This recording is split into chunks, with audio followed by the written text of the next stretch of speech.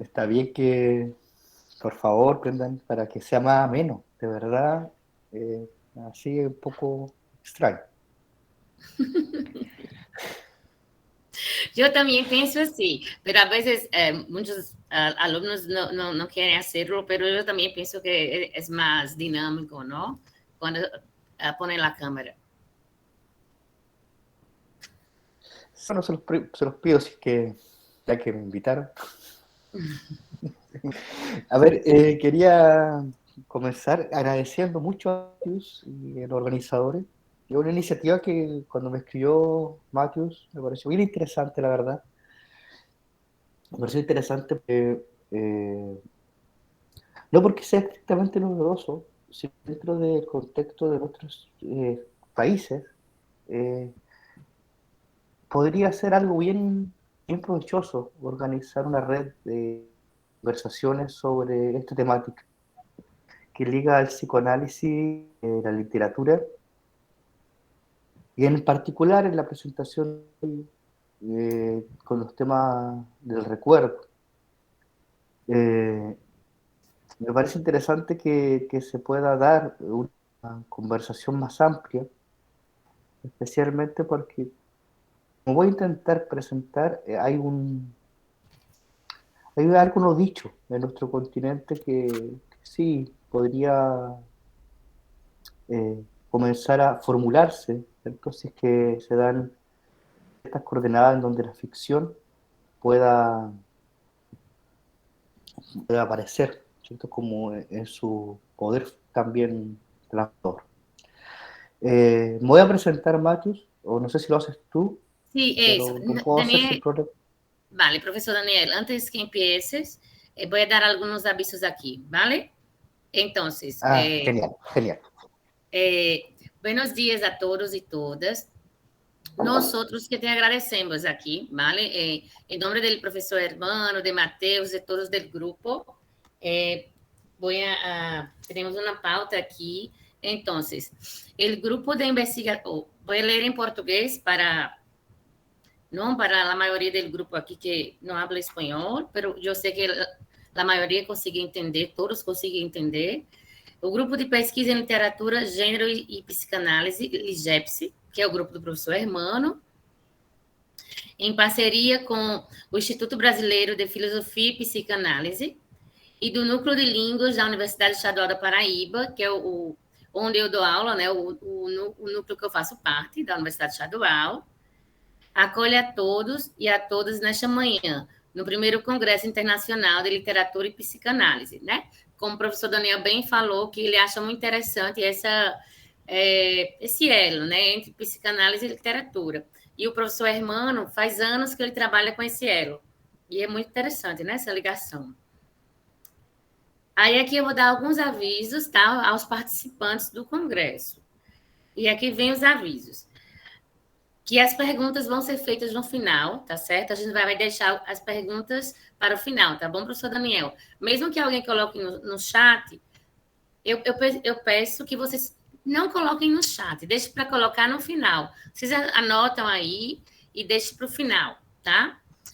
Ou perguntas ou considerações, aí no final vai ter esse momento para essas considerações, tá bom?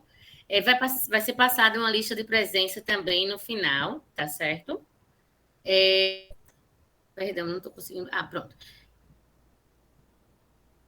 Pedimos a todos e todas que permaneçam com seus microfones desligados durante a exposição do professor, para evitarmos microfonia. Isso, porque isso acontece demais. A gente às vezes esquece o microfone ligado e às vezes, não sei, às vezes alguém fala, tem a microfonia, ou tem, não sei, às vezes tem um cachorro latindo. Isso tudo atrapalha, tá? A fala do professor. Então, vamos deixar os microfones desligados durante toda a fala, tá bom, do professor? O que mais? Vamos lá. Isso. Aqui é uma Perfecto. informação bem importante, né? O que acontece? Infelizmente, como é um congresso online, pode acontecer de ter uma invasão de hackers. se acontecer isso, que já aconteceu em congresso na Federal, a gente fecha a sala e vocês serão avisados e a gente abre a sala de novo, tá? Mas também não é comum acontecer, mas já houve isso, tá certo? Mas não é comum, mas pode acontecer. Mas se acontecer, a gente está preparado para resolver, tá certo?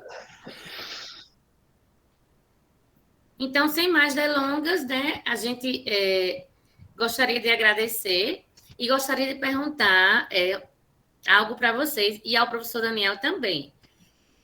Vocês permitem que a gente grave essa palestra? Aí vocês podem responder no chat. Vanessa, sim, Frederico e o professor Daniel. O senhor permite que a gente grave essa palestra? Eu permito, Por né? Que eu estou na supuesto. sala. O senhor se incomoda que a gente grave? O pessoal está aqui, está respondendo. Sim, sim. O senhor...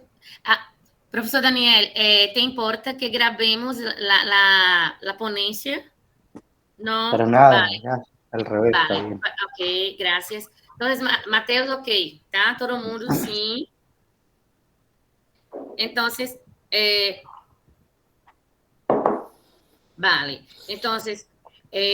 Então, como eu já falei, hoje a gente vai ter o professor Daniel Joffre com sua palestra intitulada Transmissão, Escritura e Ficção, del trabalho de la memória a la construção de novas identidades coletivas. Agora um pouquinho del currículo, ¿no? Del professor Daniel. Daniel Alejandro Joffre, Joffre, Joffre vale. Astudillo es doctor en, aquí es en inglés, ¿no? Psychopathology, o no, psicopatología, francés. psicopatología, investigación, psicopatología y psicoanálisis de París 7. Vale, muy bien, pero Ese. está en francés, no sé, en inglés. Yo lo mandé en Por ese, francés. vale, muy bien. Vale, en París, actúa como docente en el Instituto de Psicología en la Universidad de Chile, Puerto Montt, Chile. Es investigador asociado al núcleo de estudios interdisciplinarios en desigualdad y derechos humanos. Entonces, es con gusto que te recibimos aquí, ¿vale, Daniel? Entonces, vamos a empezar la ponencia y muchas gracias. Te agradecemos una vez más por estar aquí.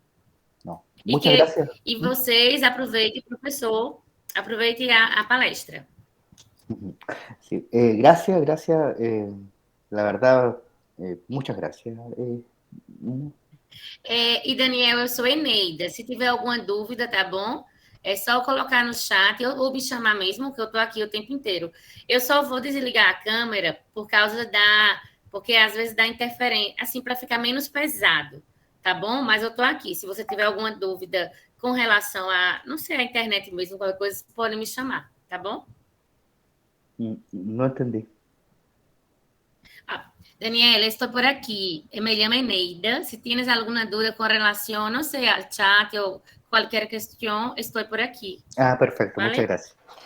Ya, miren, yo quisiera comenzar un poco situando esta ponencia.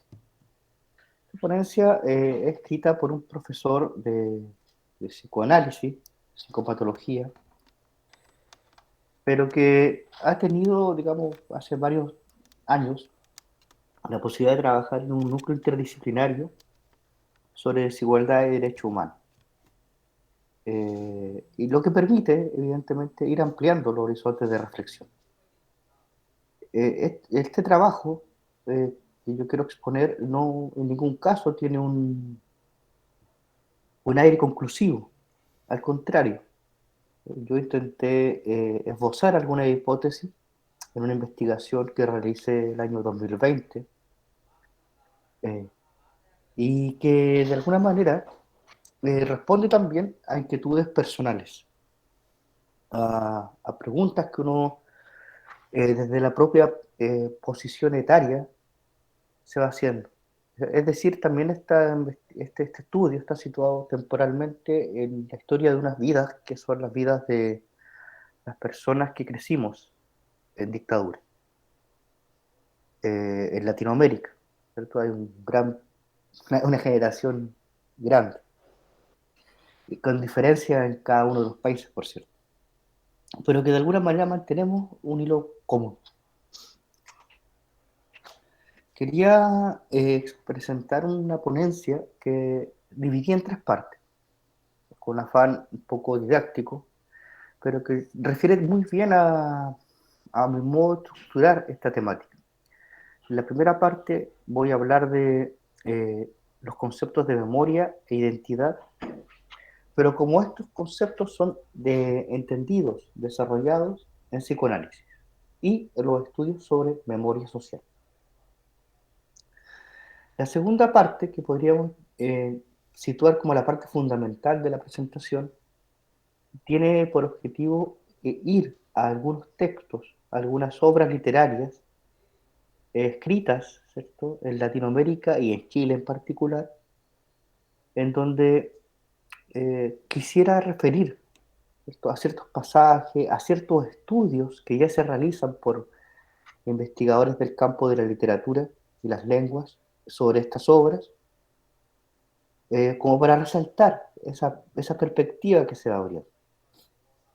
En este sentido, ¿cierto?, de alguna manera se genera una cierta vinculación entre hipótesis del mundo de las teorías de la subjetivación, del campo de la clínica, y trabajos e investigaciones literarias. En la tercera parte, ¿cierto?, trato de formular una hipótesis, como yo les decía, tentativa, pero que se busca hacer cargo de algo que es bastante importante cuando pensamos en la memoria, ¿cierto? Pensar en la memoria como un proceso también de transformación.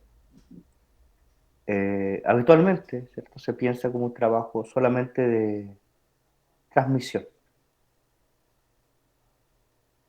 Pensar que en la memoria puede haber algo de transformador, me parece que es lo que liga estas investigaciones con el campo de los estudios del psicoanálisis. Me imagino, ¿cierto?, es de conocimiento común, ese trabajo rememorativo del psicoanálisis produce ciertas transformaciones. Bien, entonces quisiera ir comenzando con la presentación. Si es que hablo muy rápido, por favor me detienen, eh, sin problema. A ver, los estudios sobre memorias han sido ampliamente discutidos en el último tiempo, ¿cierto? Sí, incluso se llega a hablar por ciertos autores de un boom de la memoria, ligado a un montón de campos de estudio: verdad, reconciliación, relación entre memoria e historia, la relevancia de la memoria para pensar ciertos procesos sociales, pero también hay, hay un campo que se pregunta por el vínculo entre creaciones artísticas y memoria.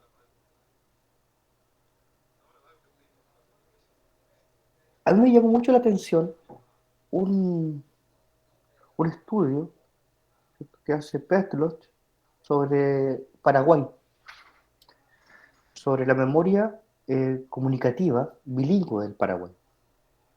Una memoria que no está en los textos de historia y se transmite en escenas, si ustedes quieren, en documentales, en distintas formas de expresión. Eh, Efectivamente, en ese trabajo se puede ver una apertura a una memoria comunicativa que está presente todavía en, en, estos, en estos pueblos, entre esta población. Lo interesante, lo que me llamó mucho la atención, era que esta memoria, de alguna manera, va quedando afuera de las memorias oficiales, pero con estos trabajos y con esta experiencia artística queda en una suerte de espacio intermedio entre la memoria comunicativa y la memoria cultural. Voy a después detallar, ¿cierto?, un poco estos conceptos de memoria comunicativa y cultural por si no los conocen, que es importante para seguir un poco el hilo. Ahora bien, otro aspecto de mucha importancia al pensar las creaciones artísticas tiene que ver con cómo situar este objeto que llamamos memoria, este objeto de estudio. Eh, Tradicionalmente, ¿cierto?, hemos sido educados en disciplinamiento científico en donde cada ciencia es su objeto. Y pareciera ser que de esa manera, ¿cierto?, se circunscribe o se valida estas aproximaciones hacia la realidad que suponemos. Pero de algún tiempo a esta parte ha cobrado fuerza en el mundo académico, en el mundo de la investigación, la idea de interdisciplinariedad y transdisciplinariedad, en que efectivamente buscan reconocer, hay matices, pero no voy a entrar en eso, buscan reconocer cómo se producen eh, ciertos objetos que solamente son posibles por la interacción de varias disciplinas. Esto es como si la interacción entre muchos puntos de vista se hace posible una cierta, no sé bien cómo llamarlo, materialidad, cosa, idea, pero es algo que aparece, que parece ser muy, muy importante.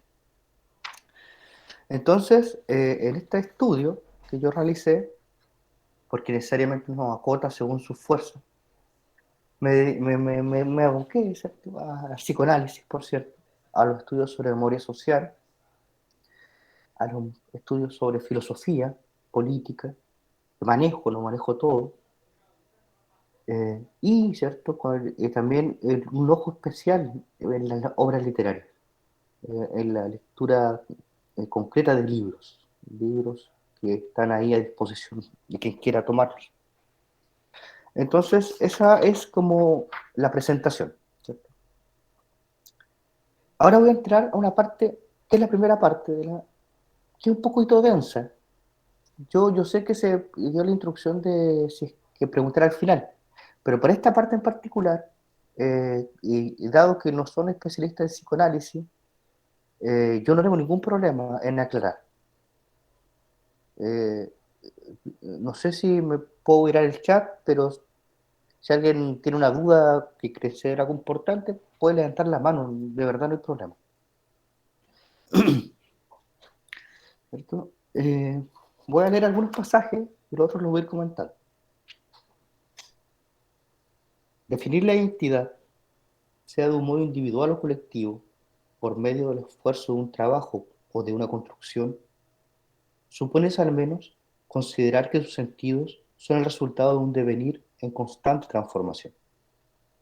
Las transformaciones deben, en consecuencia, encontrarse mediadas por acciones de simbolización, que inserten este trabajo al interior de un contexto espacial y temporal.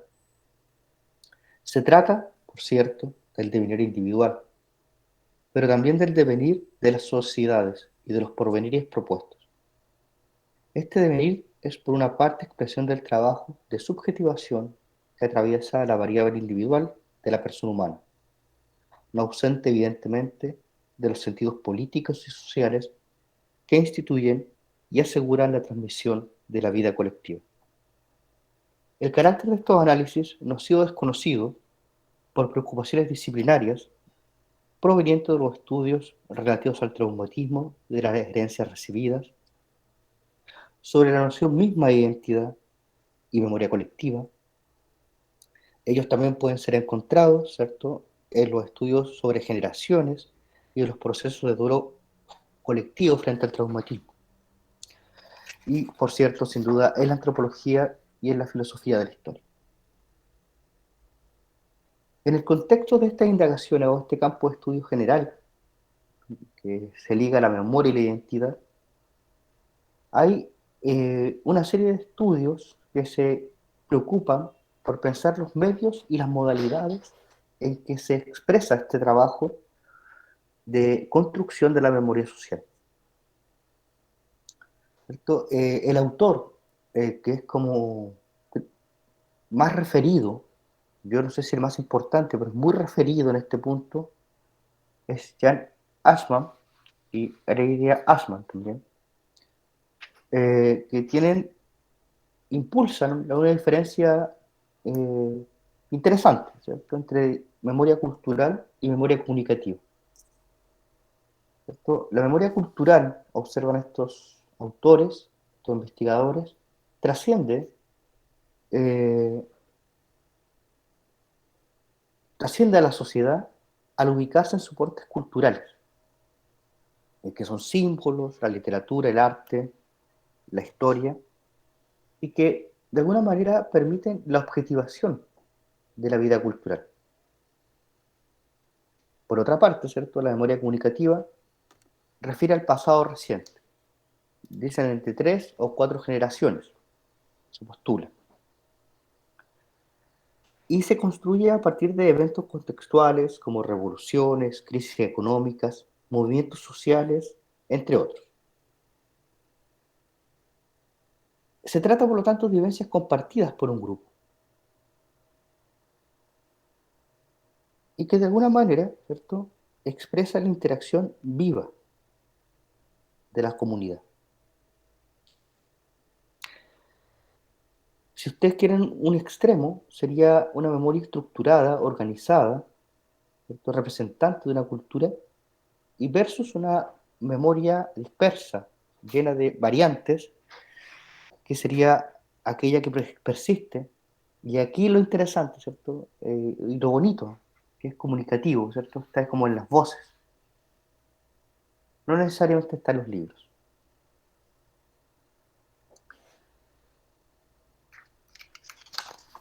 Hay un par de detalles sobre la alta cultura y la memoria popular, pero no creo que sean de mayor importancia para el análisis que voy a proponer. De todos modos, hay muchos, si es que a alguien le interesa, hay mucho especialmente en México, de investigaciones sobre este campo, ¿cierto? Se habla de una nueva etapa de los estudios de memoria social. Hay muchos estudios en el campo de las letras, ahí, sí, sí, que puede ser de interés. Voy a citar a Astrid Err, que es una investigadora alemana, ¿cierto?, que dice que este paso permite situar una diferencia. Y esta diferencia es sutil, pero importante. Ella dice: no sé si se tratará ya de pensar o de pensar la memoria, sino pensar las culturas del recuerdo. Las culturas del recuerdo, ¿cierto?, son sociedades como las nuestras, en donde el hecho de recordarse hace parte importante de la vida social. Y en ese recuerdo, ¿cierto?, ella tiene un especial interés por la investigación de las plataformas virtuales, la web, el mundo de Internet. Aparece una gran difuminación de las memorias. Entonces, en la actualidad, ¿cierto?, en lugar de encontrar un campo unitario, encontramos muchas versiones de la memoria. Cabe también ahí la pregunta, ¿cierto?, por la legitimidad de estas versiones. Y quizás por ahí podríamos entender, o yo he tratado de entender el interés por el tema de la identidad. Porque finalmente uno podría pensar que entre tantas memorias difusas y dispersas, aquellas que persisten son las que logran generar un ánimo de identificación colectiva frente a ellas. Entonces, ahí hay algo, ¿cierto?, que genera un contacto entre memoria e identidad, pero como proceso cultural. Más adelante voy a detallar, y es muy importante pensar cómo entender la identidad. Hay una cita de ella que es muy bonita, que dice: el recuerdo individual y colectivo nunca han sido, por cierto, un espejo del pasado, sino más bien un indicio de gran valor informativo sobre las necesidades e intereses de los que recuerdan en el presente. Esta cita, ¿cierto?, se esboza con mediana claridad, ¿cierto?, a través de la palabra interés, ¿cierto?, y necesidad, algo que tiene que ver con la dimensión del poder. En el fondo, este campo del recuerdo es un campo también de luchas. Cristina, no sé si levantó la mano. Sí, hola, ¿me puede escuchar? Sí, sí. Muchas gracias. Disculpe interrumpir. No solo quería saber el nombre de la autora alemana, si es que si es que lo podría poner en el chat, solo para no perder la Sí. información. Gracias. No sé cómo usar el chat, pero se llama Astrid. Astrid. Astrid. Y apellido ER. ERLL. Ah, ok. De todas maneras, cualquier duda que tengan después, si alguien tiene interés, Matheus tiene mi correo, no tengo la verdad ningún problema. Al contrario, si estoy aquí es porque me interesa conversar. Este campo de entender el poder es súper interesante, estudiantes, porque nos sitúa en algo que también atraviesa nuestro continente, nuestra América Latina y el mundo en general, y tiene que ver con aquellas memorias, ¿cierto?, que quedan invisibilizadas versus aquellas memorias dominantes que están presentes y que no se pueden perder, comillas. Hay un texto de un autor francés que se llama Guillaume Leblanc, que se llama Adentro afuera, la condición de extranjero, que traduje del francés al español el año pasado, en donde habla de que hay memorias, ¿cierto?, de la población migrante que se pierden en estos tránsitos migratorios porque los migrantes comienzan a actuar como quieren o como piensan los ojos de la población local, de los dominadores.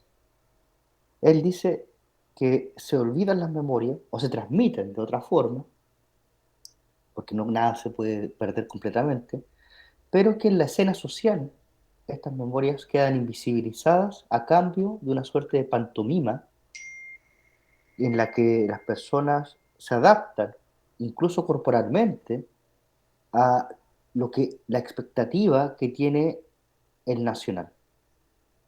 ¿Cierto? Entonces ahí también hay un proceso, él habla de barreras lingüísticas, de barreras jurídicas, de muchas barreras en los tránsitos. Eso, ¿por qué cito este ejemplo? Porque permite ver con mucha claridad que el campo de la memoria es un campo en donde se atraviesa, ¿cierto?, los intereses de muchos grupos, los recuerdos de muchos grupos. Y en estos grupos, ¿cierto?, se expresan tensiones que ponen en duda o cuestionan las identidades. ¿Ya? Bueno, esa es como memoria social, ¿cierto? Entonces, hay muchos estudios, hay mucho, pero si ustedes quieren situarse, al menos rápidamente, autores clave, Asman, ¿cierto?, Jan y Aledia, y Astrid Err, memoria comunicativa, memoria cultural, por una parte, y por otra parte, culturas del recuerdo. Y se abre un campo muy, muy interesante de estudio. Por otra parte, ¿cierto?, a nivel también teórico, estamos en psicoanálisis. Psicoanálisis es una teoría especialmente compleja al pensar en la memoria. Yo no quiero ingresar en extremadamente muchos detalles, porque básicamente porque nos van a desviar de la conversación, ¿cierto? Nos van a hacer que nos concentremos en cosas que quizás no son las más importantes. Pero de todas maneras, hay que decir ciertas cosas, ¿cierto? Sin pretender entrar al campo de la metapsicología, sí hay que decir, por ejemplo, que hay contribuciones esenciales en el campo de estudios de memoria. La más conocida quizás es la de Abraham y Torok, ¿cierto?, que habla de las criptas, de los procesos de transmisión. Estos autores son muy referenciados en el campo de los derechos humanos, ¿cierto?, para pensar y entender la transmisión, ¿cierto? de cuestiones relativas a lo no dicho, la tortura, el dolor. También hay otros autores, como Cicerón, que, que plantean esta idea de que hay un preconsciente en donde se depositan ciertas partes de los estímulos, que no todo recuerdo es verbal, que se transmite también a través del cuerpo, a través de las interacciones, y que de alguna manera, ¿cierto?, permite pensar, si ustedes quieren, el horizonte familiar en los procesos de transmisión. Eh, Otro autor muy importante, pero que está asociado a una teorización de los grupos, es Caes, pero que de alguna manera también es muy útil, porque permite visualizar los campos de interacción intersubjetivos que permiten, o que son como algo así como soportes de la memoria. Quizás el autor que con mayor fuerza en el último año ha defendido la importancia de la relación del psicoanálisis y la memoria es André Green, un autor muy conocido, no me detendré en él, pero que efectivamente plantea algo así como el psicoanálisis tiene que tener una relación privilegiada con la memoria y en particular con la memoria de lo reprimido. ¿Y qué se entiende por memoria de lo reprimido? Bueno, son las cosas que las sociedades han decidido dejar de ver, que están ligadas de alguna manera a cierta destructividad pulsional. Eh, a nivel, digamos, conceptual, habría que preguntarse entonces, ¿cierto?, ¿cómo se da este proceso en que una sociedad decide dejar de ver? En la primera hipótesis, ¿cierto?, en donde había una memoria cultural sólida versus memorias proscritas, la respuesta sería ser obvia. Bueno, la forma es que los que tienen el poder deciden qué se puede pensar, recordar, versus aquellos que no, que quedan excluidos.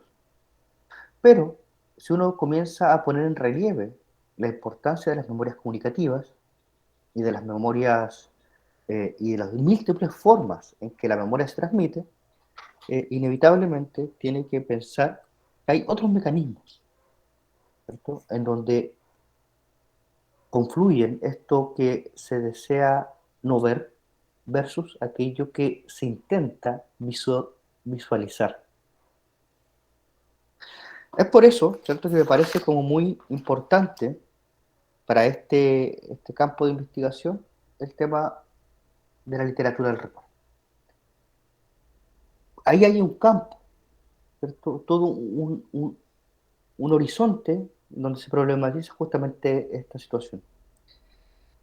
No lo voy a agotar con muchas reflexiones psicoanalíticas, pero es inevitable a la hora de pensar en estas cosas toda la línea de trabajo que tiene que ver con el psicoanálisis de la adolescencia. La adolescencia es un proceso psíquico, pero que tiene mucho de memoria, ¿cierto? Es la edad en que los niños se preguntan cómo los padres se conocieron. Es la edad en que aparece la pregunta por lo transgeneracional. Es la edad en donde se transmiten, ¿cierto?, las posiciones familiares. Y es también una edad que permite ciertas transformaciones ligadas a los procesos creativos. Hay cierto vínculo, yo no sé por dónde tomarlo, ¿cierto?, entre esta capacidad creativa de la adolescencia y las posibilidades también de las sociedades de recepcionar esta creatividad, ¿cierto? Ahí uno podría entrar en el campo de investigación sobre juventudes, las luchas generacionales, pero también, como todo en la vida, es muy grande. Entonces, dicho estos grandes pilares de la propuesta, ¿cierto?, que quisiera, que son psicoanálisis y memoria social, ahora hablar sobre el tema central de la presentación, que es la literatura. Voy a volver a citar a esta señora que se llama Astrid Ehr, ¿cierto?, que habla de algo bien interesante, ahí ya pone en relieve la especificidad de las narraciones literarias dentro de las culturas del recuerdo. Voy a leer un ratito. Es decir, en las culturas que hacen de los procesos de rememoración del pasado un ejercicio habitual, se encuentra en que estos medios, las narraciones literarias, no solo condensan un conjunto de motivos que subyacen a los esfuerzos de rememoración, sino que además cumplen la función de creación de nuevos sentidos respecto de acontecimientos históricos que, al ser integrados como experiencia narrativa, hacen posible la interpretación de los elementos prenarrativos existentes, dando cuenta de esta forma de las múltiples conexiones de las elaboraciones literarias con ámbitos extraliterarios, contextuales, discursivos, políticos y culturales. La utilización de la ficción literaria, en este sentido, permite construir nuevos vínculos entre los acontecimientos reales y las formas imaginarias que de ellos se generan. De suerte que los modos de recepción por las comunidades de las narraciones literarias dependen de las posibilidades de estas de trasladar el recuerdo cotidiano a la memoria cultural, dando cuenta de modos de elaboración y enriquecimientos de la vida social que pueden integrar elementos de la memoria autobiográfica y comunicativa y dar pie a diversas modalidades de hacer presentes elementos del pasado histórico desde experiencia propia o de otros. En este sentido, ¿cierto? La narración literaria puede poner en relieve los antagonismos del pasado, las historias marginadas y proscritas, cuestionando los discursos axiológicos dominantes, así como también las identidades individuales y colectivas que los sostienen y legitiman. ¿Cierto? Aquí entonces está todo más o menos dicho. Pronto, eu entendo La que obra é literaria uma cumple un lugar particular. discussão, né, No es como cualquier otro nascente, lugar né, de dentro de las como culturas. se pode Tienen interpretar este permitido, microconto ¿cierto? En nuestra a cultura partir apelar, da si ustedes expansão quieren, a la deles, né? ficción.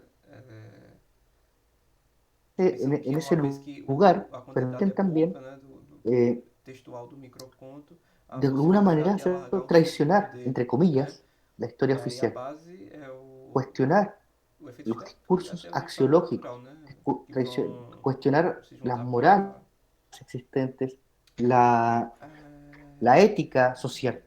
comprovar isso aí. Y más importante aún, tienen la capacidad, Mas ¿cierto?, o de principal é entender que é permitirnos uma proposta enfrentar para a sala de aula, né? De una, ensino, né? Onde quer que seja, un a espacio en partir de donde uma visão de que la memoria autobiográfica o es microconto, tan né, importante aumentaria a como la possibilidade de historia social. interpretação, né? Não se acabaria com o microconto. Né? Se juntan, se Mas isso produce também gera algo uma pergunta, né? distinto. Então é justamente esse questionamento que ela Entonces, para vai ilustrar propor. este campo problemático, yo voy a tratar de detenerme en algunas, específicamente en algunas obras chilenas y latinoamericanas, que imagino son súper conocidas o relativamente conocidas, en donde se puede ver claramente esta tensión entre la identidad, el tema generacional, la memoria autobiográfica, el mundo político y social. ¿Ya? En Chile se habla actualmente en el campo del estudio de literatura de la generación de los hijos. Entonces, la generación de los hijos se circunscribe a las personas que crecieron en la dictadura. Es decir, no aquellas personas que fueron protagonistas en primera persona de los acontecimientos, sino de alguna manera eran niños en este periodo. En el caso chileno, este periodo se circunscribiría entre los años 78, ¿cierto? Y 88. Las Você personas que crecieron en ese tiempo, realmente aumenta um ponto, que pode evidentemente, ser esse o ponto aí. nacieron en el Eu año pensei que esse ponto 78, era 74, aumentar o 75, ponto final, né? eran Só por niños. conta da rima que a Muy pessoa diferentes fez, mas podían participar pensando de nesse algún lado, faz otro rol sentido en la você vida social. aumentar Sin embargo, fueron muy o, sensibles, né, ¿cierto?, a a aquello que pontuação, ocurría. mas eu achei que realmente era o ponto Eh, da argumentação, Como les da decía, exploração, né? desse jeito. el método, ¿cierto?, va a ser ir a buscar ciertas investigaciones literarias que nos permitan ir visualizando, ¿cierto?, o poniendo en relieve ciertas novelas que son representativas de este periodo que se llama la literatura de los hijos. Estamos en el caso chileno, más ratito voy a hacer referencia muy brevemente a 2 o 3 aspectos de la literatura de Colombia y Argentina. En el año 2017, Salomé y Gallardo, son 2 investigadoras chilenas, investigan la novela El Daño, de Andrea Maturana, y el documental Reinalda del Carmen, Mi mamá y yo, de Lorena Giachino. Se resalta en este estudio la necesidad de resignificación de los eventos traumáticos del pasado, como modo privilegiado de acceder a nuevos posicionamientos respecto a los acontecimientos y violencias padecidas. Por otra parte, se subraya la interrogante por la verdad y la posibilidad de su transmisión entre las generaciones, delimitando en este sentido los contornos de una segunda dimensión, que refiere a la necesidad de organizar, a través de jirones y versiones encontradas de recuerdos que apelan a terceros, una aproximación posible a los acontecimientos vividos, cuando estos están transidos, es decir, afectados, dolidos por la pérdida irremediable de sus protagonistas. Una cita. Sin embargo, al igual que lo que ocurre con el testimonio materno, estas otras versiones también exhiben una marcada fragilidad y por lo tanto tampoco permiten armar un relato factual, verídico, en torno a lo sucedido con Reinalda del Carmen. Esta cita es del estudio, la tomé del estudio de Salomé Gallardo, porque me parece que ilustra de modo muy claro algo. Este documental, voy a entrar en ese terreno un poquito para que se entienda, es muy bonito porque habla de una señora, de una hija, que tiene a su madre, que vivió la dictadura, y que era amiga de una muchacha comunista que se llamaba Reinalda del Carmen. Esta señora, la madre, tiene Alzheimer, por lo tanto está viviendo el periodo de deterioro de la memoria personal. Y la hija intenta rescatar esos recuerdos de la madre, haciendo este documental, y aparece este segundo personaje, que es Reinalda del Carmen, que la madre la recuerda de alguna manera, pero no la recuerda bien, y empieza una pesquisa, una búsqueda de gente que pueda dar alguna información. Y esto, ahí se ve con claridad cómo a veces para figurar, para dar cuenta de ciertas cosas de nuestro pasado, necesitamos apelar a los recuerdos de terceros. Y estos recuerdos además también son, ¿cierto? No hay ninguna garantía de veracidad, pero es la única forma, ¿cierto?, de poder dar cuenta de la importancia de esos recuerdos, que son recuerdos de otros para nuestra historia. Puedo decirlo nuevamente, que son difusos de otros, pero que son importantes para nuestra historia personal, ¿cierto? Y aquí las personas conozcan un poco de los temas de memoria, los gran problemáticos de memoria en muchas partes, en un espacio bien grande de tiempo, giró en torno a la idea de testimonio, ¿cierto? Cómo alguien podía dar cuenta verídicamente de lo acontecido. Entonces lo interesante, ¿cierto?, que la literatura de los hijos, del tiro, desplaza esta pregunta. Es imposible saberlo. Hay un desplazamiento de la búsqueda de la veracidad a la necesidad de la construcción. Y esta necesidad de construcción participa de un trabajo identitario, ¿cierto? Esto es muy importante porque si usted, por ejemplo, analiza la literatura que tiene que ver con la primera generación del Holocausto, efectivamente la idea de testimonio aparece muy fuerte. ¿Quién puede testimoniar? ¿Cómo puede testimoniar? ¿En qué medida se puede testimoniar? Y con la idea de que tiene que haber algo de verdad. Bueno, aquí ya no. ¿Qué se pierde cuando se pierde la veracidad? Lo que yo sé es que se gana, ¿cierto?, una cierta plasticidad por la creatividad. Y que permitiría quizás o que permite, a mi juicio, interrogarnos por la importancia de ese registro en la construcción de la memoria. Voy a seguir leyendo un poquito más.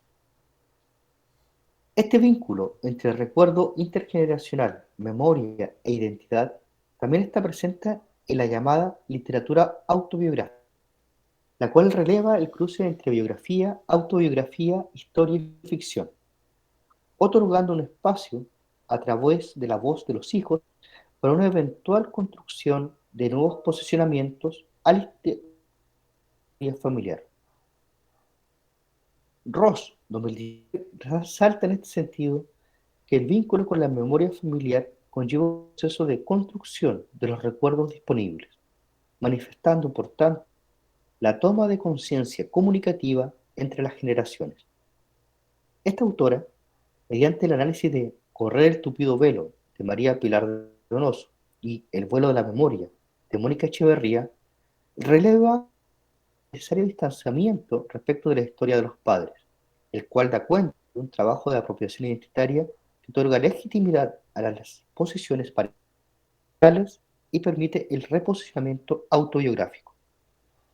En el contexto de estos análisis, Ross busca cuestionar también los modos en que la transmisión de la memoria comunicativa hacen igualmente reconocibles elementos de la historia familiar y social del país o de la comunidad de pertenencia.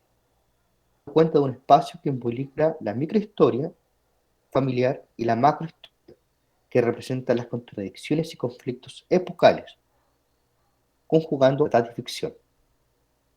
En este sentido afirma: hay que tener en cuenta que en esta nueva categoría narrativa contemporánea, la verdad y la ficción se entrelazan e incluso se acondicionan mutuamente, dado que la instancia narrativa siempre es el hijo o la hija quien hace un esfuerzo en recordar la historia o la vida de los padres. El simple hecho de escoger, ordenar y concederles cohesión y sentido, no solamente a los propios recuerdos, sino también a los de los padres, pone de manifiesto la naturaleza híbrida, la gran tensión entre lo real, lo referencial, lo interpretado, imaginario y ficcional en el relato de filiación. Aquí, ¿cierto? Hay otra novela que se llama Formas de volver a casa.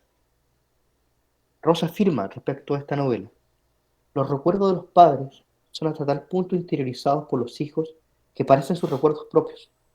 Es la única manera posible de reconstruir el pasado, para aclarar zonas que quedaron hasta entonces en la penumbra, para rellenar el vacío, es decir, los huecos de la memoria, las partes silenciadas de la transmisión familiar, porque decidimos que cualquier frase era mejor que el silencio.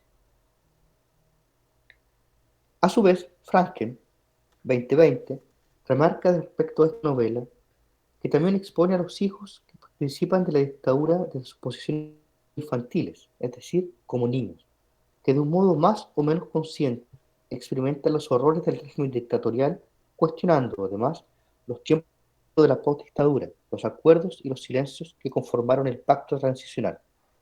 Se observa, por ejemplo, el componente sociológico presente en la novela de Alejandro Zambra, el cual es demostrativo de los hijos de la clase media de los años 80 y que expresa en el anonimato del narrador el desarraigo, la ausencia de pertenencia y el impulso a un trabajo de construcción identitario en el que intervienen elementos políticos, sociales y familiares.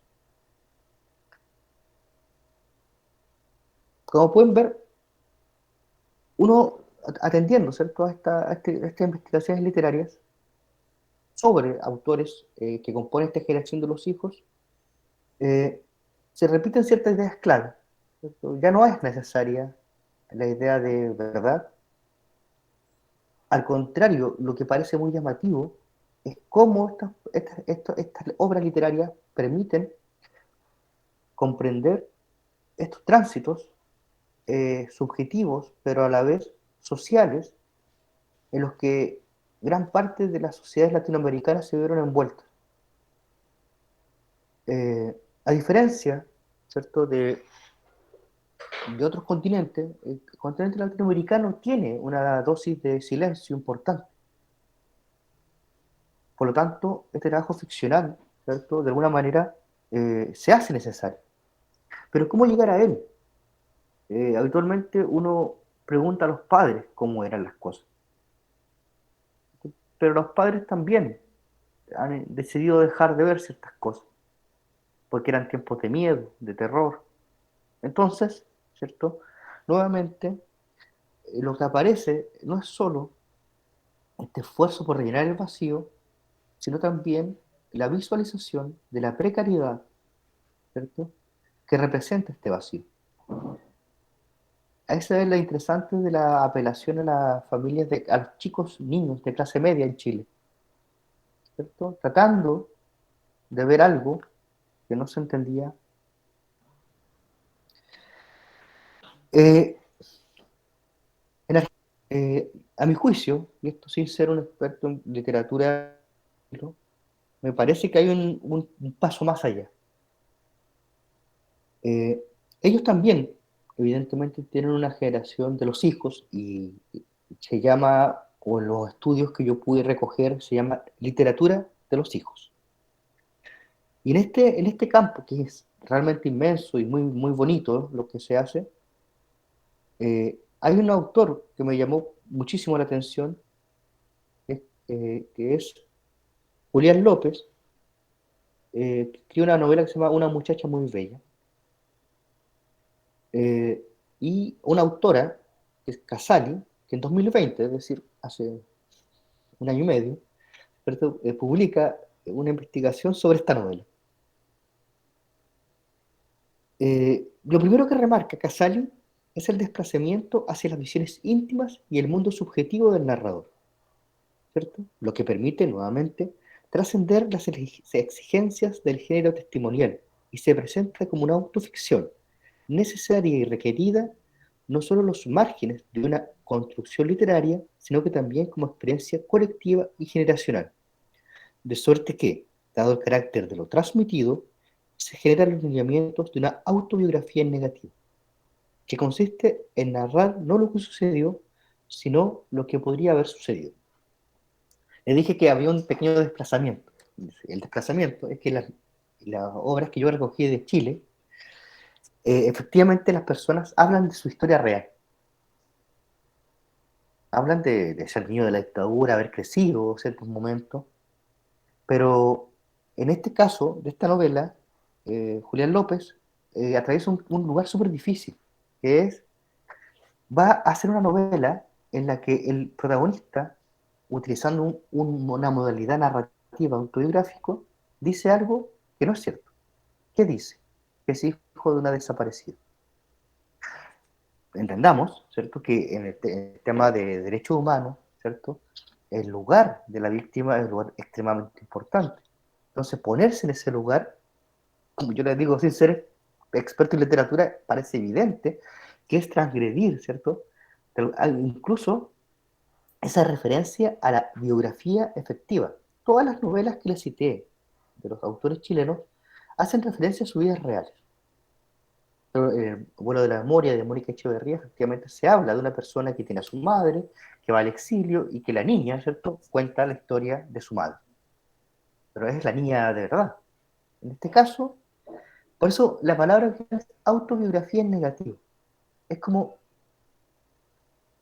si la entendamos, es como, es provocador, pero es extremadamente intenso. Dice, esto fue tan fuerte, esto fue tan generacional, que incluso sin haberlo vivido, es posible imaginarse esa tensión. No se imaginen que la novela de López es una novela eh, simple, al contrario, es muy, muy fuerte de leer, mucha, mucha metáfora, mucha imagen, muy, muy, muy poética, pero además tampoco se trata de relativizar lo ocurrido. En eso yo creo que el autor fue extremadamente cuidadoso, ¿cierto? No se trata de poner, al contrario, es como esta ficción, uno se imagina lo hijo de un niño, de una madre, que estaba en la clandestinidad. Y cómo la miraba este niño a esa madre, y cómo la esperaba, y cómo la recuerda. Un niño que, que se genera propio de una ficción, pero que de alguna manera se hace extremadamente figurativo de algo que no se puede decir, de algo que no está dicho. En consecuencia, a modo de un primer lineamiento interpretativo, podríamos observar que el carácter generacional de los posicionamientos reflexivos propuestos por la literatura del recuerdo, en su carácter biográfico y ficcional, permite el reconocimiento de los difusos límites entre las formas de apropiación individual y colectiva. De modo que, si la literatura autobiográfica son precisamente los vínculos intergeneracionales, aquello que es puesto en tensión para representar mucho más que la historia familiar, los contextos y conflictos sociopolíticos, sería posible asumir que el efecto colectivo de estas modalidades del recuerdo se encuentra a la apertura a un pasado compuesto, comillas, de otros hechos posibles, capaz de generar, como lo observan Santos y Veras, la construcción de un espacio a la vez ético e identitario. Santos y Vera hacen referencia a estudios que se realizan en Colombia, también con este tema de la literatura contemporánea. La identidad no consiste en la igualdad de condiciones entre quien padece un hecho trágico y quien se acerca a su relato, sino en la comprensión, la solidaridad y las redes de apoyo que se pueden suscitar. De manera conjunta entre víctima y testigo literario. Esto lleva a la postura de negar que todo acto pueda reincidir en la vulneración del y su dolor. Así, el pasado se vuelve la pregunta presente. La apertura a nuevos pasados posibles, observa Vázquez, Merinos y López, en 2018, se extiende también al análisis de posibles escenarios de reconciliación, los que sobrepasando un nivel solo convencional o formal, pueden contribuir a la reconstrucción de sociedades fuertemente fragmentadas y tensionadas por conflictos internos como la colombiana. A este respecto, estos autores afirman: es en este sentido que la obra literaria debe ser entendida y aprendida como modo de explorar la realidad, no con la mirada de lo que realmente ocurrió, porque no implica una reproducción novelada de hechos verificables en el mundo empírico. Por el contrario, es una mirada, nuevamente, respecto de hechos posibles.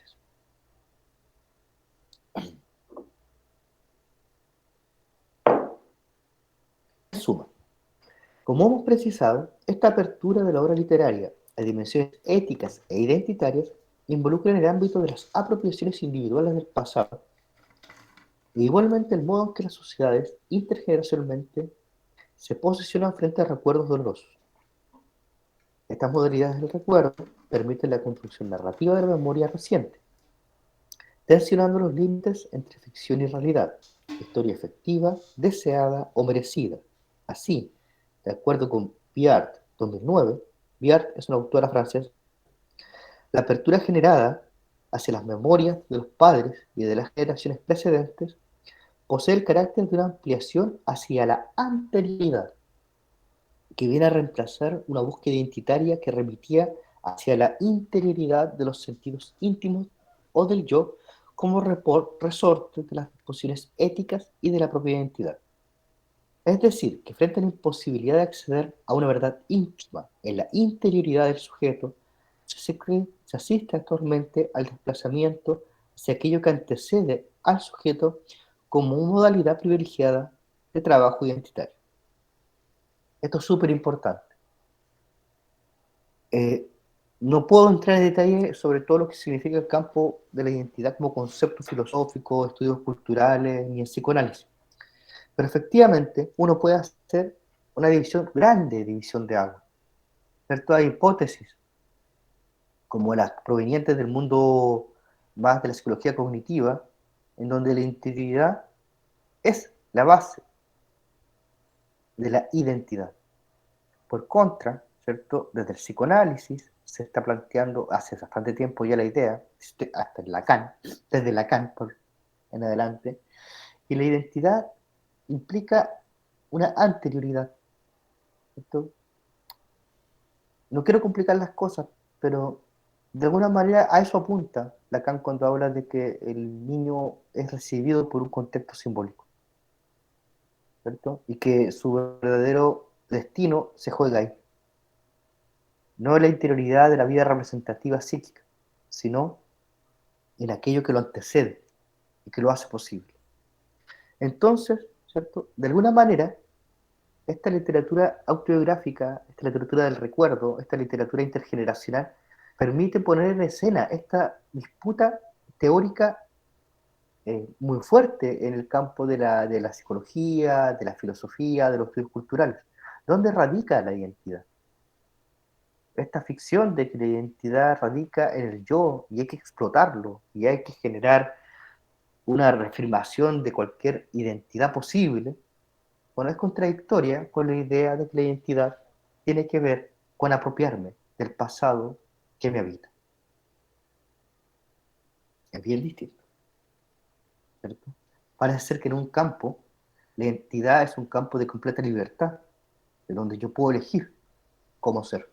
Y en el otro implica un acto de responsabilidad respecto a la propia historia, la historia de otros y también, ¿cierto?, de todo lo aquello que ha ocurrido. Me parece que en la apuesta que presenta la literatura del recuerdo hay mucha valentía en ese sentido. Recuerden que estos autores son personas relativamente jóvenes todavía y que vivieron gran parte de estas sociedades postmodernas, pero que escogen en un acto propio, ¿cierto?, escribir sobre el pasado y cuestionarse sus propias identidades y trayectorias a partir de ahí, ¿cierto? Es como si renunciaran a una libertad prometida por imaginaria a cambio de una identidad quizás difícil de adquirir, ¿cierto?, pero arraigada. Eso, a mi juicio, es lo que ha hecho estos autores y que los puede hacer tan relevante volver a ellos. Voy a seguir leyendo una pequeña parte. Anterioridad, representaciones familiares, sociales y culturales, que integran los espacios nacionales. Estas narraciones, se precisa, adquieren un singular, incierto y parcelar, en cuanto no buscan ni pueden representar aquello que ha tenido lugar, ni pretenden desplazarse deliberadamente, al ámbito de la ficción, sino que más bien ambicionan figurar cómo las cosas pudieran haber pasado. Entonces, las tres palabras clave, ¿cierto?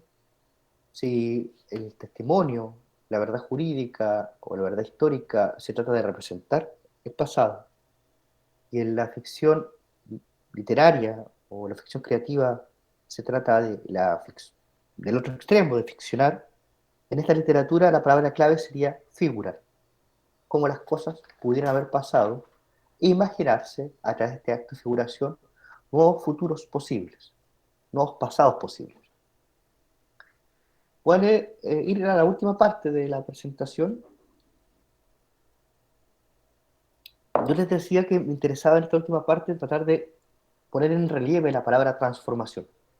Con esto termino, voy a tratar de hacerlo corto para que podamos conversar un poquito.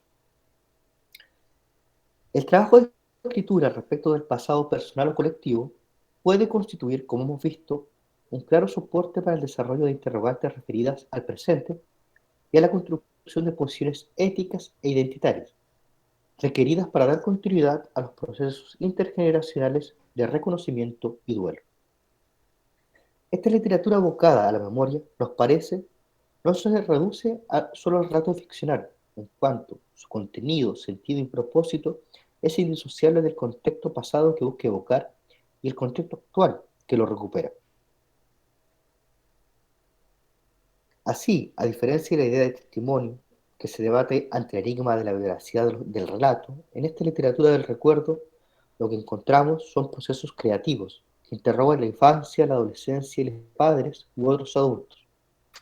Se trata, podríamos decir, de una búsqueda de apuntalamientos para poder figurar el pasado e interrogar el presente, construyendo sentidos identitarios individuales o colectivos. Esta aproximación al trabajo de figuración literaria, por cierto, nos parece a las elaboraciones de Jacques Rancière respecto de la ficción. Para este autor, la ficción permite la configuración de ciertas coordenadas que hacen perceptibles y discernibles hechos, por así decirlo, difíciles de imaginar, que permiten definir nuevas posiciones en el ordenamiento social. Los posicionamientos que permiten la transformación de la repartición de los espacios y roles sociales que se presentan como dominantes en las sociedades en las que emergen.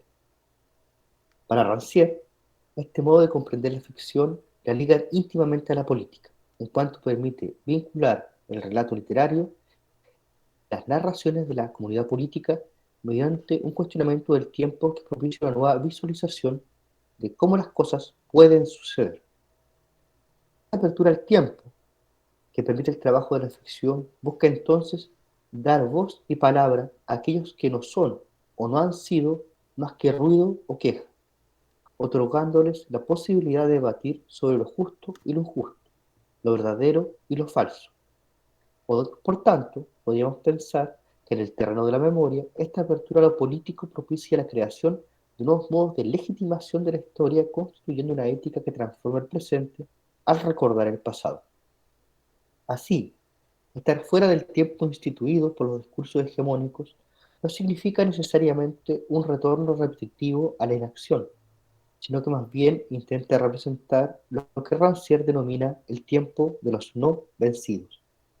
Un tiempo ajeno a las modelaciones cotidianas y contractuales hegemónicas, un tiempo de apertura que mediante el esfuerzo creativo logra construir las coordenadas de aquello que parecía indecible, la recuperación de la fuerza transformadora de las voces del pasado.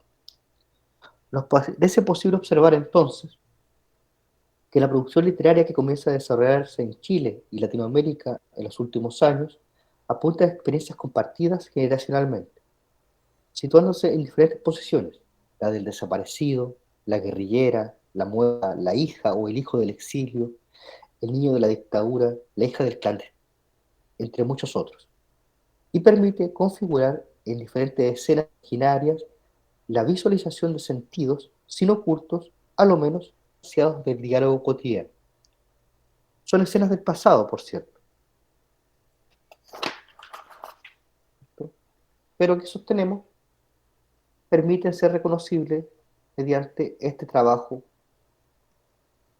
permitiendo el desocultamiento de aquello que estando presente no lo es, y se logra dar espacio y tiempo en el uso de la palabra y la imaginación a lo impensable, esto es, a la transformación del pacto transicional y lo que éste conlleva, una escena social en donde víctimas y victimarios conviven en verdadero duelo, reparación y justicia, y en el que se repite para el grueso de la población el instante de una mirada detenida en la pura observación, la que se desarrolla de un modo mayoritariamente pasivo. Voy a detenerme aquí porque, básicamente porque me cansé un poquito, eh, y, y porque creo que me gusta mucho esa parte, habla de la mirada. Esta última parte, yo sé que ahí se da un salto un poco a la filosofía política, que no está completamente justificada, ¿cierto?, en la literatura de los hijos, pero que me parece que es súper importante darlo, porque hay un valor en esta literatura que va más allá de, digamos, de la categoría del autor que se pone en juego ahí. Es que está en que permite para muchas personas, lectores, visualizar cosas que de otras maneras son imposibles de ver. Me parece que hay como dice Rancière, en la obra literaria, ¿cierto?, se produce algo que permite que las personas puedan vivir en otro tiempo posible y que nos hace pensar entonces en el tiempo que vivimos, en el tiempo que vivimos, efectivamente, al menos en el caso chileno, ahí hablo con mayor propiedad, estamos detenidos hace muchísimos años en un momento especular de la agresividad. Les decía que me gustaba esa parte del texto porque efectivamente para un psicoanalista la idea de lo especular, de un momento especular, no puede sino ser agresivo, ¿cierto? Porque falta la mediación de aquello que permite salir de ese espacio en donde uno y otro no pueden sino quedarse quietos, detenidos, como en la metáfora de las personas presas que Lacan toma para hablar del tiempo lógico. Y por lo tanto, hace que uno se pregunte por el valor mayor, más trascendente de esta literatura. Y quizás no es, ¿cierto?, cambiar la realidad por completo, pero sí al menos a la persona que habita en este espacio como lector, darle las coordenadas de una posible, ¿cierto?, historia en donde de alguna manera se pueden habitar esos espacios que han quedado sumergidos en el silencio. Bien, bueno, muchas gracias. Espero de verdad haber leído y expresado la idea de manera clara. Lo intenté. Sé que si tienen alguna consulta, aquí estoy. Nosotros que te agradecemos, profesor Daniel, y sí hay algunas personas que quieren decir algo, entonces ustedes pueden hablar, ¿vale? Algunas personas ya están aquí para hablar o pueden escribir. ¿Quién quiere expresar?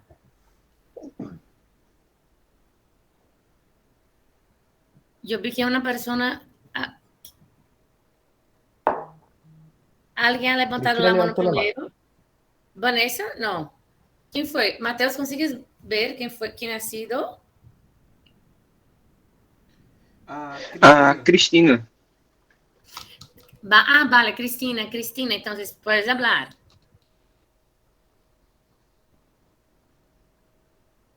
Cristina, tú tienes el micrófono tapado. Ahora está funcionando. Muchas gracias, ha sido muy interesante. Yo quería comentar dos cosas me acordé que yo fui a una presentación como de un libro con un autor que contó que basó su libro sobre una víctima del Holocausto, pero él se inventó una historia a partir de la historia real. Y eso fue muy interesante porque él dijo que había cosas que él se inventó, pero que la víctima al leer eso, lo que fue inventado, dijo que fue justo como él lo hubiese imaginado, que no lo había podido haber dicho mejor. Entonces que a veces lo imaginado por el autor y la sensibilidad de un autor puede ayudar a decir lo que nunca fue dicho ni siquiera por la persona que lo vivió. No sé cómo explicarlo, pero fue muy interesante ese detalle. Y lo otro que quería preguntar, bueno, ¿qué valor tiene aprender de historia de otros países en la que no hay memorias en común? Por ejemplo, si uno aprende un idioma extranjero o la historia de un país extranjero, ¿qué valor tiene la memoria colectiva de otros países para un país que no tiene mucho en común con esa memoria colectiva? Esa sería mi curiosidad. Y la otra es lo que me pareció interesante.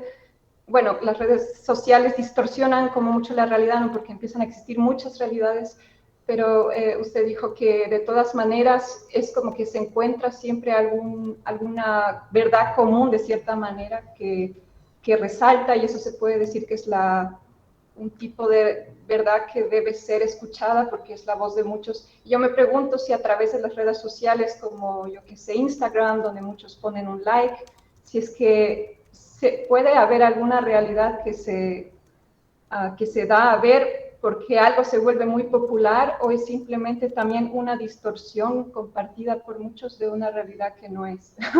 Eso quería preguntar. Gracias. A ver, primero creo que respecto a tu pregunta del valor de conocer las historias de otros, ¿sabes? Te voy a responder con una experiencia personal. Yo era muy pequeño, con 15 años, me llegó a mis manos un libro que se llama Los cipreses creen en Dios, que es de un autor español que habla de la Guerra Civil Española. ¿Y qué tiene que ver conmigo, España? O sea, menos la Guerra Civil.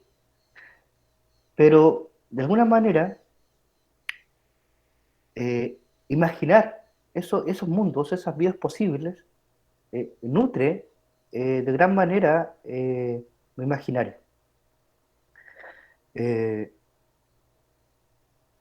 Y curiosamente, ¿cierto?, es lo que permite más adelante tratar de entender mi historia de mi país. ¿Cuál es el enlace, dirás tú? Bueno, cuando yo era chiquito, hacen era el plebiscito en Chile sobre el fin de la dictadura, y la propaganda de la dictadura era, lo que se evitó fue una guerra civil. Para poner, graficar esta frase, este eslogan político, se decía referencia a la guerra civil española. Así como en Chile, gracias al golpe de Estado, no hubo una guerra.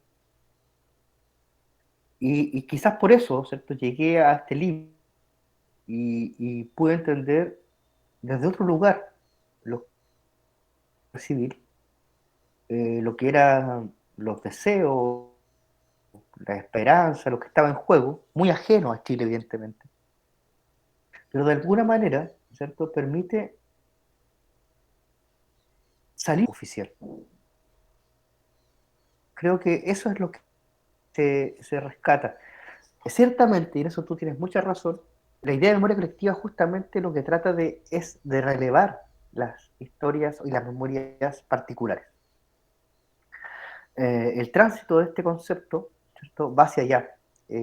Comienza con la idea de entender que hay ciertas memorias que no representan conciencia colectiva. Esto es muy técnico, pero Halbach no tiene una idea de sociedad mecanicista ni unitaria como Durkheim, ¿cierto? Halbach tiene dos grandes maestros, Fran Brentano y Durkheim, pero él se distancia de la historia de que hubiera una gran memoria colectiva o una gran sociedad que se transmite, ¿cierto? Cuando Durkheim, hablando de las formas sociales que permiten la representación, él se distancia de ahí, y al distanciarse de ahí construye el concepto de memoria colectiva. Por lo tanto, la memoria colectiva nace para mostrar que más allá de las memorias oficiales siempre hay pequeñas memorias culturales, familiares, de grupos.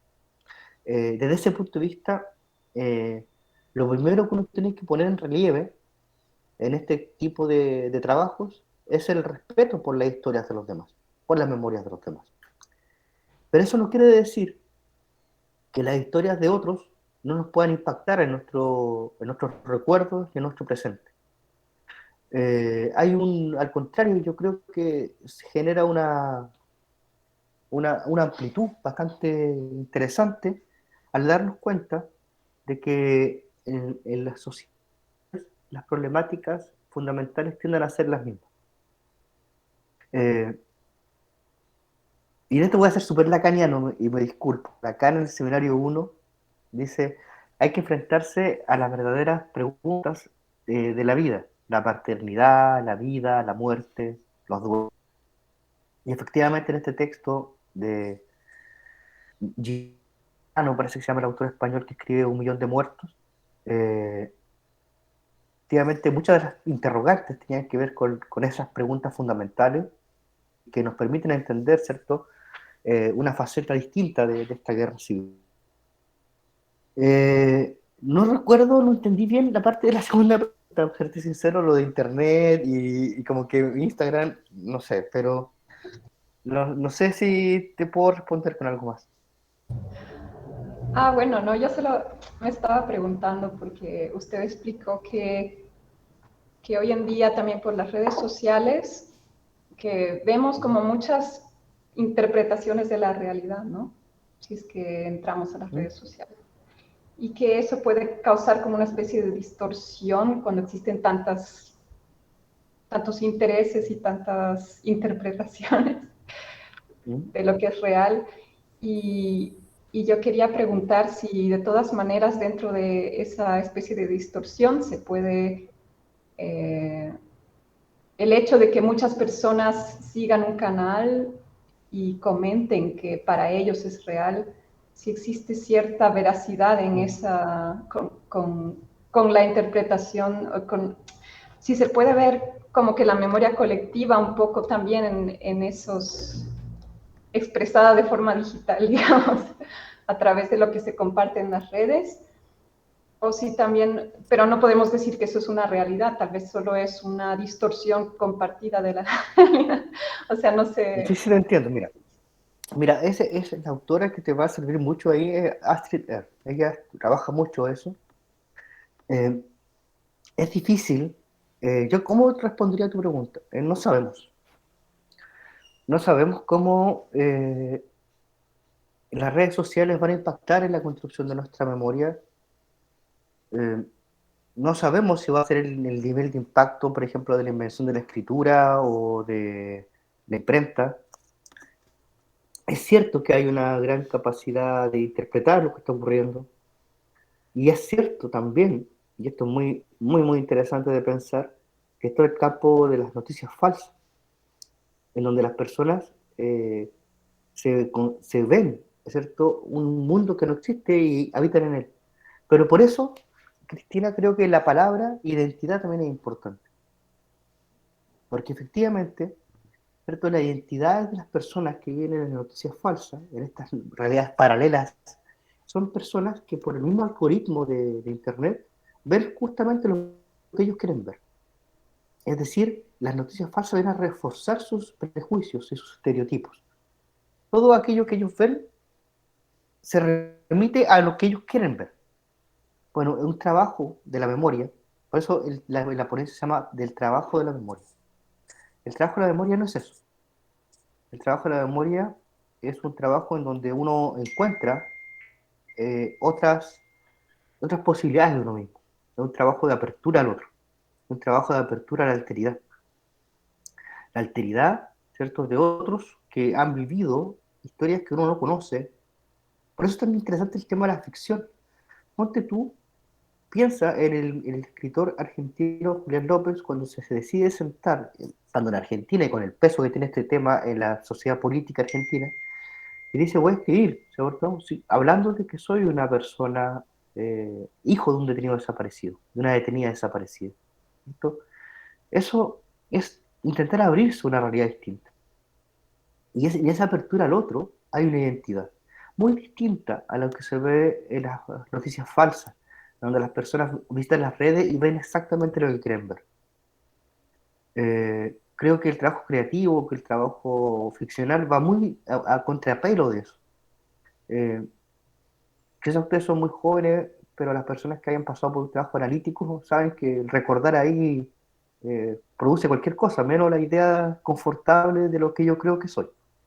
Pero esto tiene que ver con otra cosa, con una apertura muy, muy, muy radical a lo que no. Así que creo que, si bien es cierto, está todo eso, no tenemos los elementos conceptuales, ¿cierto? A través del concepto de identidad para como anterioridad, ¿cierto? No como referencia a la interioridad para dar cuenta, ¿cierto?, al menos poner ciertos diques a una completa desconocimiento de nosotros mismos. Eso.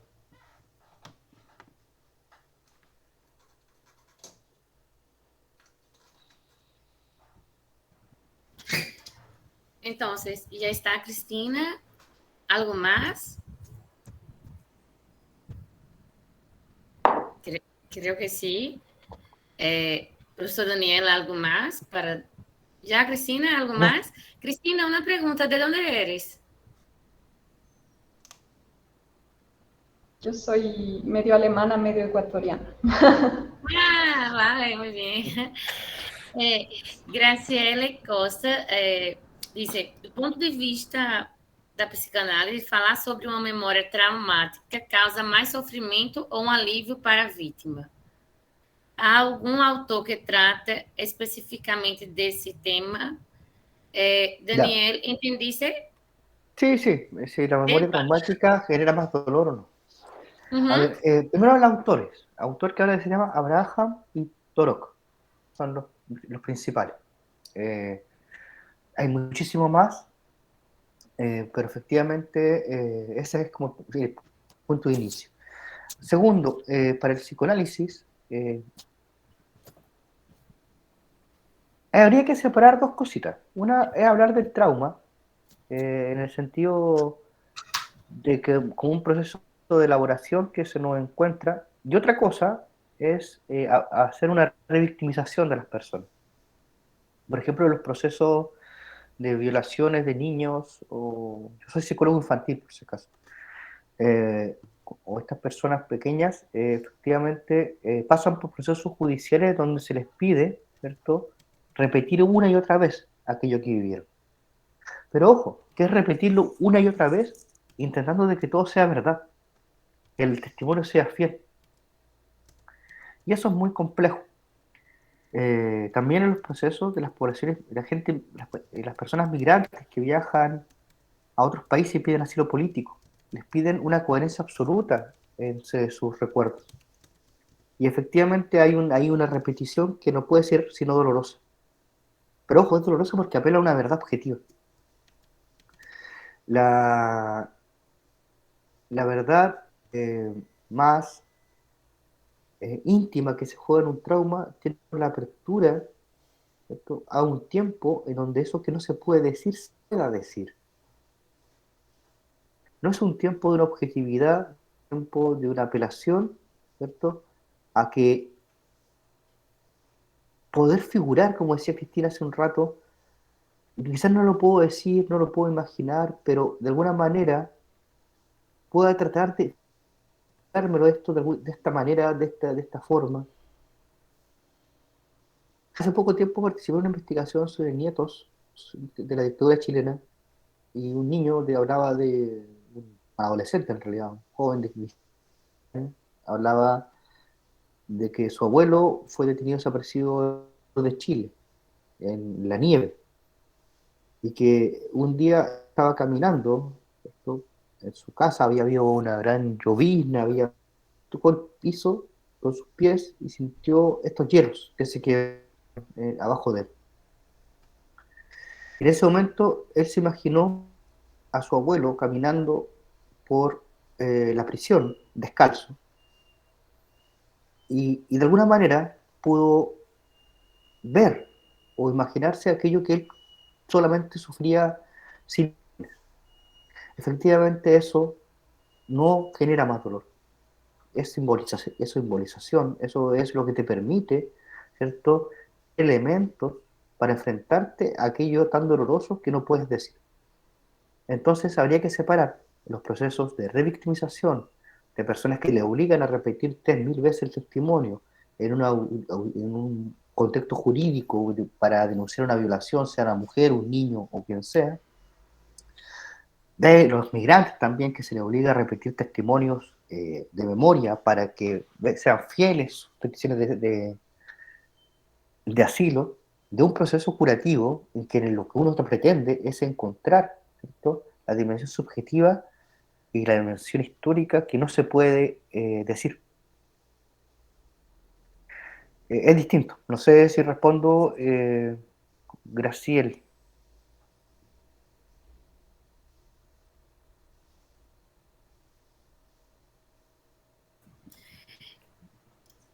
Graciela, o professor Daniel respondeu você? Sim, Graciela, Graziele, na verdade. Graziele disse que sim.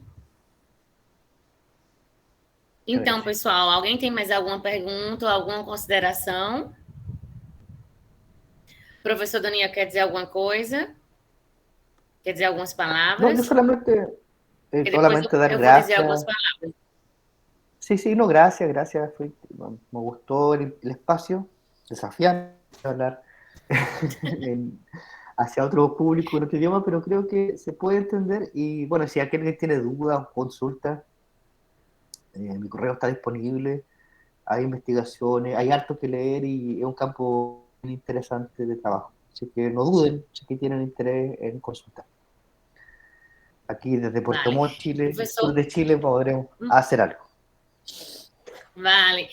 Nosotros que te agradecemos, vale, em nome do professor Hermano, em nome do grupo de investigação LIGEPS, muitas gracias, de verdade.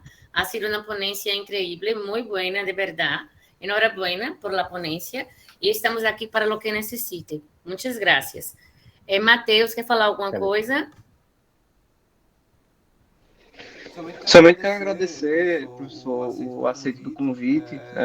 O senhor se dispôs a fazer uma palestra a nós. É, talvez um desafio para aqueles que não conseguem ou não têm uma compreensão do espanhol, mas, sobretudo, a fala sistemática do senhor e também a fala pausada nos ajudou muito na compreensão e mais do que isso, né, a palestra do senhor refletiu muito bem aquilo que o Congresso se dispôs está tentando, né, fazer que essa discussão entre literatura e psicanálise e com o senhor nessa discussão trazendo a memória fazer esse elo, né, Matheus, entre a literatura e a psicanálise, essa relação, esse elo, esse vínculo, né, que é tão importante. Isso, que foi a nossa intenção desde o início, né, ao convidado. Então, agradecer demais o senhor e espero ter novas oportunidades de trabalhar juntamente com o senhor. Obrigada, Fred, obrigada. É uma honra estar aqui. Ok. Graças a todos. Então, pronto. Graças a ti, a você, professor Daniel. Então, por enquanto, a gente vai encerrar agora, né, Matheus? Você quer falar alguma coisa dos horários, Matheus? Não, somente dizer que agradecer aos ouvintes e dizer que temos atividades ainda hoje à tarde e no horário da noite, né? Mais uma palestra à noite, mini cursos, simpósios e mesas redondas no horário da tarde. Só isso mesmo. Obrigado. Então tá, pessoal. Então continue participando, que o evento está maravilhoso, tá? Bom dia a todos. Buenos dias, Daniel.